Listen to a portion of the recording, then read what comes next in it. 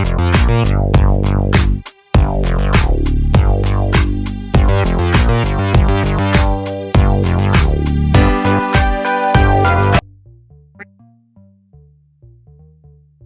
family, this is your boy Optimist Sniper. Bienvenue une fois de plus dans une nouvelle vidéo portant sur comment fonctionnent les courtiers dans le Forex, d'accord? Ok, pour cette leçon, j'ai envie qu'on joue à un petit jeu, d'accord? Qu'on essaye de... Bref, c'est une logique pour essayer de trouver une façon de vous enseigner facilement, d'accord? On va un peu jouer aux questions-réponses. C'est navré qu'il n'y ait pas un élève à côté de moi qui soit en train de répondre à mes questions, mais je vais occuper les deux rôles. Ce jeu, c'est pour comprendre, pour faire comprendre en fait comment est-ce que les courtiers interagissent dans le marché du Forex face à leurs clients, d'accord? Donc, je vais occuper une position et vous allez occuper une autre position. C'est-à-dire, on va jouer à un jeu de devinettes, d'accord? Ce que vous allez juste faire, c'est essayer de deviner le taux de change de la paire GBP-USD, par exemple. Si c'est que le taux de change va augmenter ou progresser, puisque c'est à ça que revient le travail d'un trader, d'accord? Savoir si le taux de change va progresser ou diminuer, d'accord? Ok, disons que le taux de change actuel est à 1,400. On prend le taux de change à 1,400. D'accord. Voici le taux de change. Il a 1,4000. Maintenant, pensez-vous que cela va augmenter ou diminuer? Ça, c'est juste une devinette, c'est juste au hasard, d'accord? Si j'étais devant vous, je devais vous poser cette question. Ok, je suppose que vous répondez que, ok, la première des choses que vous allez faire, puisque vous venez, la première des choses que vous allez faire, c'est que, bon, la position que moi j'occupe pour vous dire, à la fin du jeu, je devais vous dire ça, mais je préfère vous dire ça dès le départ pour que vous puissiez bien comprendre, d'accord? La position que moi j'occupe, je suis le broker et vous êtes le client, d'accord? Le broker vous demande, ok, lorsque vous avez créé votre plateforme de trading, chaque fois que vous êtes en train de vouloir prendre un ordre, vous allez entrer dans votre plateforme de trading, il va vous demander de choisir entre achat ou vente, non? Et il va vous proposer les prix qu'il a à disposition. Ce que vous allez faire, c'est que vous allez essayer de vérifier sur Google pour voir si les prix sont favorables. Pour ceux qui le font, hein, d'accord. Pour ceux qui aiment se rassurer, vous allez essayer de vérifier si le taux d'échange est favorable. Après, vous allez dire, OK, vous pensez que le prix va augmenter ou baisser. En fait, là, dans ce cas, vous allez dire que vous pensez que le prix va augmenter. OK, ça veut dire que vous pariez, vous qui êtes le client, d'accord, vous pariez que si le GBP-USD augmente, moi qui est le broker, je vous paye la différence entre son prix actuel et le prix qu'il sera lorsque vous allez décider de clôturer votre transaction. C'est ça. Maintenant, par contre, si le GBP-USD baisse, puisque vous avez dit qu'il va progresser, si le GBP-USD baisse, c'est vous plutôt qui allez me payer. Donc, vous, le client, vous allez payer la différence au broker. D'accord? Les paiements se feront en espèces. De plus, vous pouvez clôturer votre pari quand vous le souhaitez. Ça, c'est ce que le broker va vous dire, d'accord? Ok. Ce que vous allez faire, c'est quoi? Vous allez valider l'ordre d'achat. Vu que vous êtes en achat sur le GBP-USD et que vous avez pris un micro-lot, une unité de GBP-USD à 1,400, cela signifie qu'un mouvement d'un seul pip équivaut à 0,0001 $, d'accord? Disons que vous avez pris le trade une heure plus tard. Vous venez dans votre plateforme et vous constatez que le prix pour votre broker vous envoie, comme là maintenant il y a une notification, il vous envoie que le prix est monté actuellement à 1,400. Donc 1,400,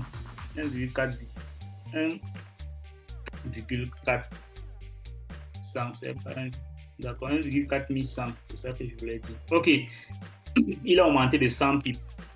Vous allez vérifier dans votre plateforme, c'est le cas. Le pari sur le GBP-USD est désormais à 1,4100. Non? La différence est de 100 pips, donc le prix a progressé de 100 pips, ce qui fait que vous avez gagné 0,1 $, non, ou 1 cent. D'accord? Maintenant, ce que vous allez faire, c'est quoi? Ce que vous allez faire, c'est que vous allez vous dire que, OK, l'argent que je viens de, vous venez de gagner une transaction, donc le broker va vous créditer. Si vous décidez de clôturer votre position, d'accord, il va vous créditer par exemple d'1 dollar dans votre compte, vous avez gagné la transaction. Ok, puisque vous allez vous sentir grand trader, ce que vous allez décider de faire, c'est quoi? Vous allez décider de prendre par exemple un autre achat.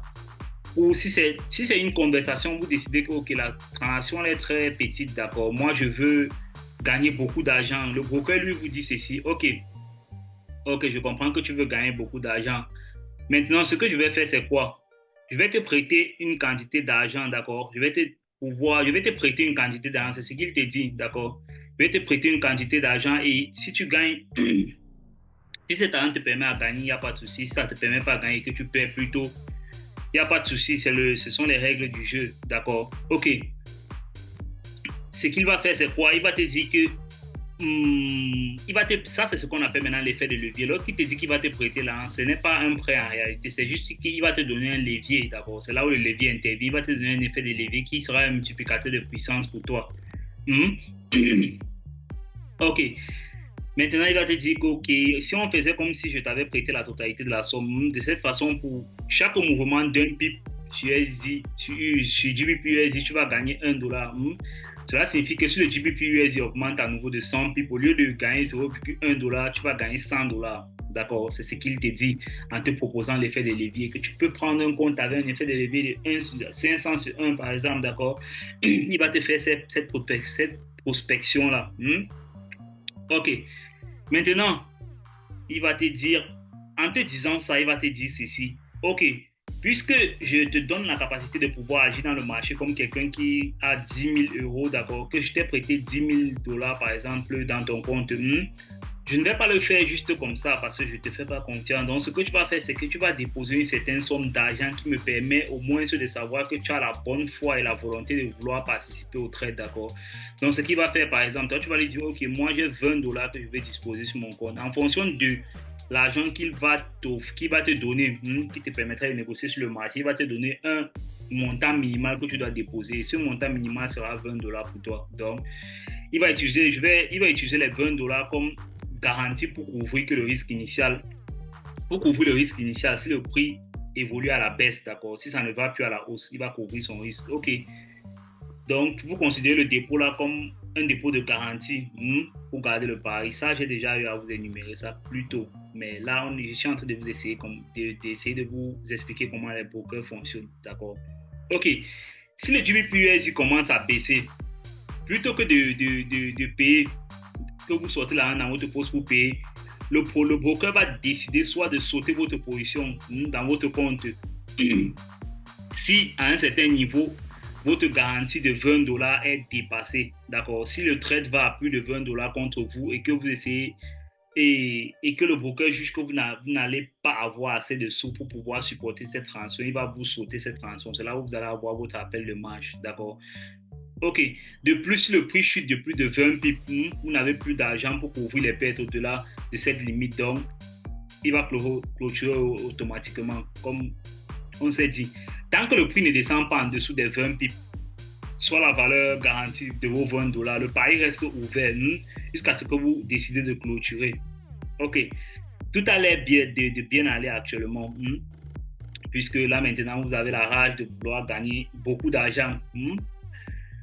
Maintenant, vous décidez de faire un autre pari maintenant. Le prix est à 1,41 000. Donc là maintenant, le prix n'est plus à 1,40, mais il est à 1,41 000.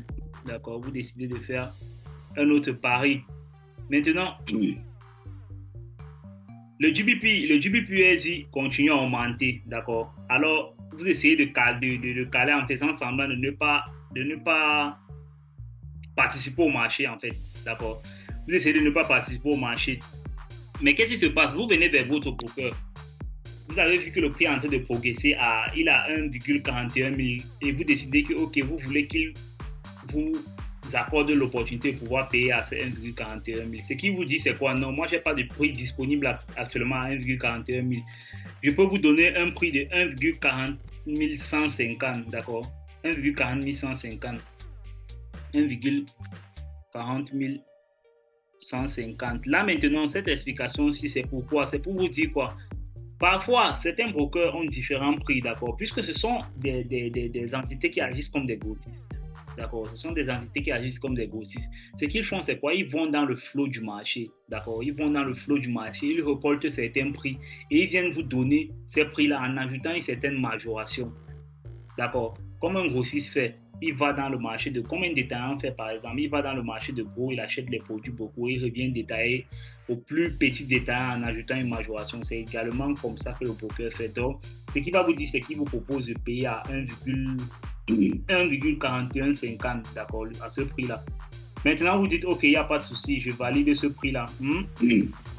Vous êtes désormais dans une position d'achat de 10 000 unités sur GBP à 1,4150.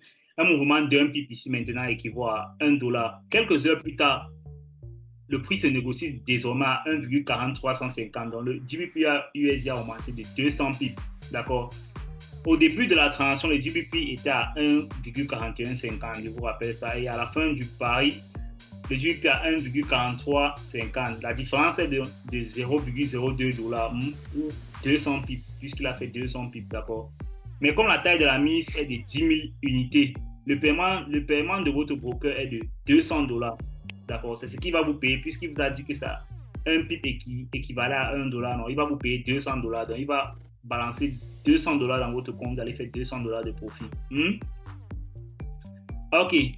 Maintenant, qu'est-ce qui se passe 20 minutes plus tard, qu'est-ce que vous décidez encore de faire? Maintenant, puisque l'adrénaline est en train de monter, d'accord, l'adrénaline monte, vous avez d'abord gagné $0,1, presque $1, vous avez encore gagné $200, l'adrénaline monte, qu'est-ce que vous décidez de faire? Vous décidez maintenant d'augmenter votre pari, d'accord, vous décidez maintenant de prendre un lot de 100 000 unités. Parce que vous dites, OK, maintenant, si j'ai pu gagner 200, ça veut dire que je peux gagner même $20,000. Si je multiplie juste, non, c'est ce que régulièrement les débutants ont l'habitude de faire, d'accord. Mais maintenant, par contre, à ce moment-là, le prix maintenant est à 1,43. 1,43. Ce genre de cours est un peu boring, c'est un peu ennuyeux, d'accord, mais c'est juste pour essayer de vous expliquer comment les brokers fonctionnent. Donc, on essaie juste de papoter ensemble. Là, je parle seul, mais j'essaie d'imaginer que vous êtes face à moi, d'accord. Ok, actuellement, le prix est à 1,4300, mais cette fois, puisque le montant de votre mise est plus important, j'aurais besoin de $200 de votre part en garantie. Ça, c'est votre broker qui vous dit. Puisque vous avez augmenté maintenant la taille de votre transaction, d'accord, il vous demande maintenant un montant de garantie supérieur. C'est compréhensible, non? Ça, dans ces explications, il y a beaucoup de détails que vous devez comprendre, d'accord? C'est ces détails-là que j'essaye de faire ressortir pour que vous puissiez comprendre comment les brokers fonctionnent, d'accord? Maintenant, ce tour-ci, puisque vous décidez de parier 100 000 avec un lot de 100 000 unités, il vous dit plutôt que, OK, vos $20 que vous avez utilisés dernièrement comme garantie est maintenant petit, d'accord? Moi, j'ai besoin maintenant de $200 pour pouvoir garantir cette position-ci, puisque vous prenez une position plus grande, d'accord? Puisque vous venez de gagner $200, ça ne vous dérange pas. Vous décidez d'entrer dans ce prix, il n'y a pas de problème. OK. Maintenant, GBP USD à 1,4300, d'accord. Cela signifie qu'un mouvement d'un pip maintenant équivaut à $10, puisque vous avez pris un lot de 100 000 unités, d'accord. Quelques minutes plus tard, GBP USD est tombé à 1,4295, soit une baisse de 5 pips, d'accord, juste 5 pips. OK, le GBP USD est désormais à 5 pips dans le sens contraire. Cela signifie que vous avez une perte non réalisée de $50, d'accord. Si vous souhaitez, vous pouvez clôturer votre pari à cet instant-là. Vous pouvez clôturer votre transaction. Et vos $150, vos $200 qui ont été retenus, $50 de pertes seront déduits et 150 vous seront remis. C'est ça, non? C'est ce que ça veut dire, non, à cet instant-là. OK. Voilà, maintenant, qu'est-ce que vous décidez de faire? Vous décidez plutôt que le pari reste ouvert, d'accord? Puisque vous croyez toujours que le prix va monter. OK. Le broker dit, OK, pas de souci. Le GBP USD s'effondre encore. Le prix du GBP USD tombe rapidement à 1,4275. Vous êtes maintenant en baisse de 25 pips. Cela signifie que vous avez une perte non réalisée de $250, puisque votre garantie est de $200. Ce n'est pas suffisant pour pouvoir couvrir votre perte. Donc, le pari sera clôturé automatiquement pour les $200 de perte. pour les $250 de paie, puisque le broker estime que vos $200 de bonne foi que vous avez déposé, là maintenant vous êtes en train de perdre plus que ça, donc il ne peut plus vous laisser continuer à trader, donc il va clôturer votre transaction automatiquement et vous aurez perdu tout ce que vous avez eu à gagner, d'accord, et il sera gagnant. Maintenant, j'essaie de vous expliquer, dans cette histoire, il y a beaucoup de choses à déballer. Par exemple, moi qui est votre broker dans cette contrepartie, d'accord, le broker essaie de jouer un jeu de devinette avec vous à partir de son esprit que vous pouvez parier sur la direction du prix à n'importe quel moment. Vous gagnez de l'argent si votre prédiction est correcte et vous perdez de l'argent si votre prédiction est fausse, d'accord. Maintenant, qui joue la contrepartie de toutes vos transactions? Vous constatez que le broker, d'abord, premièrement, peut modifier son prix à tout moment. Même lorsque vous décidez d'ouvrir votre transaction, il peut modifier son prix. D'accord? Le prix auquel vous avez vu à l'instant que vous êtes en train de vouloir exécuter la transaction, lorsque vous exécutez la transaction, il peut modifier ça, même de quelques pips, il peut modifier. D'accord? Ça, c'est à son avantage. Il peut rattraper le prix qu'il veut. D'accord? Et maintenant, vous pariez régulièrement, il prend toujours le sens inverse, la contrepartie de votre transaction, et personne d'autre ne prend la contrepartie de votre transaction. Ça veut dire que chaque fois que vous allez être en train d'acheter, votre broker sera en train de vendre votre position. Et régulièrement, comme la majorité des gens sur le Forex perdent, c'est ainsi que les brokers, eux, ils font leur argent. D'accord? Régulièrement, les brokers ont deux listes. On va voir ça par la suite. Il y a le e-book, il y a le b-book. Je n'ai pas encore envie d'anticiper parce que parfois, lorsque je suis en train de vous expliquer, j'ai envie d'anticiper et vous commencez à vous raconter tout un tas de trucs, mais régulièrement, dans l'enseignement, on essaie d'aller pas à pas, d'accord, pour que vous puissiez digérer ce qu'on vous donne d'abord comme connaissance avant d'ajouter d'autres connaissances, pour que vous ne vous embrouillez pas. Ok. Maintenant, vous voyez alors que cette histoire que je viens de vous raconter, par exemple, fournit de nombreux indices sur le fonctionnement du trading, des courtiers, des détails. Au cas où ça ne serait pas évident, c'est vous, dans cet exemple, si c'était vous qui étiez le client, d'accord, et moi, j'étais le broker. Remarquez que le broker ne possède pas de livres sterling et en même temps, vous qui êtes le client, vous ne possédez pas de livres sterling. Aucune contrepartie réelle n'a jamais été échangée.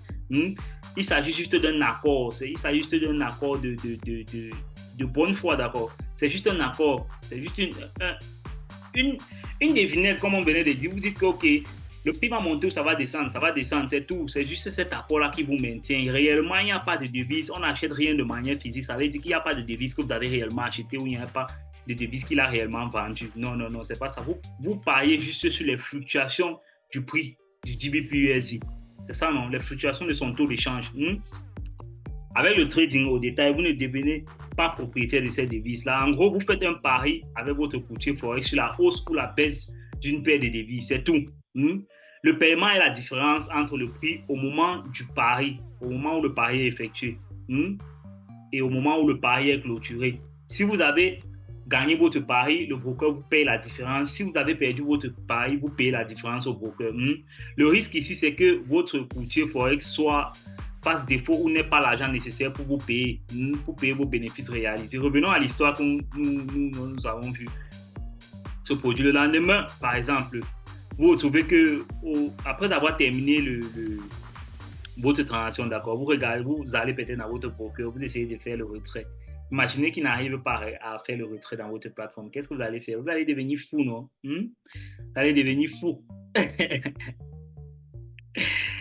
Si vous ne prenez pas le temps de regarder de très bons brokers, vous allez tomber dans des pièges fous, d'accord? Parce qu'il y a des gens là qui sont là juste pour essayer d'arnaquer les autres.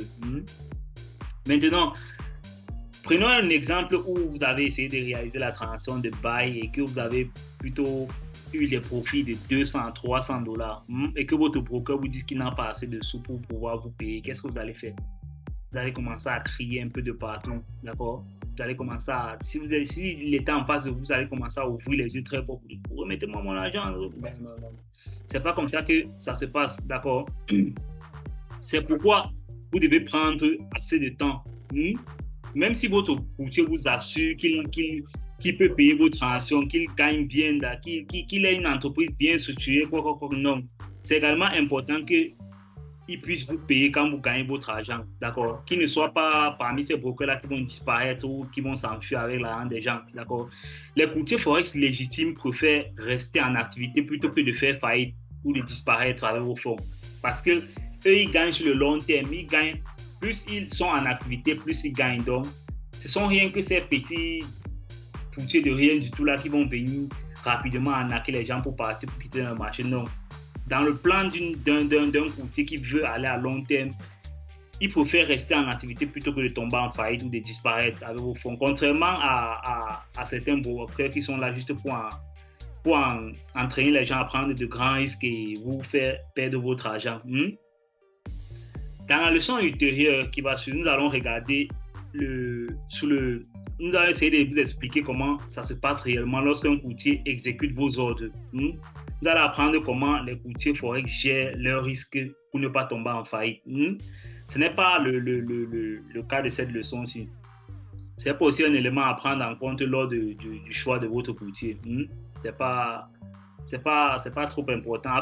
Afin d'évaluer correctement les courtiers de forex des détails, il est important de savoir comment fonctionne un courtier de forex des détails typiques. Voici c'est ça que nous allons aborder dans les leçons qui vont suivre. Avec qui trader? Si on vous demande peut-être avec qui trader, avec quel courtier trader, avec qui trader, d'accord? Donc vous demandez ça. Quel serait le choix de votre broker actuellement pour les Camerounais là? Qu'est-ce que vous choisissez comme broker pour les gens de l'Afrique en fait? Quel est le broker le plus fiable? Laissez en commentaire pour vous, selon vous. Ok, maintenant, contrairement à l'histoire que je viens de vous raconter, d'accord, vous ne saurez avec qui vous faites du commerce.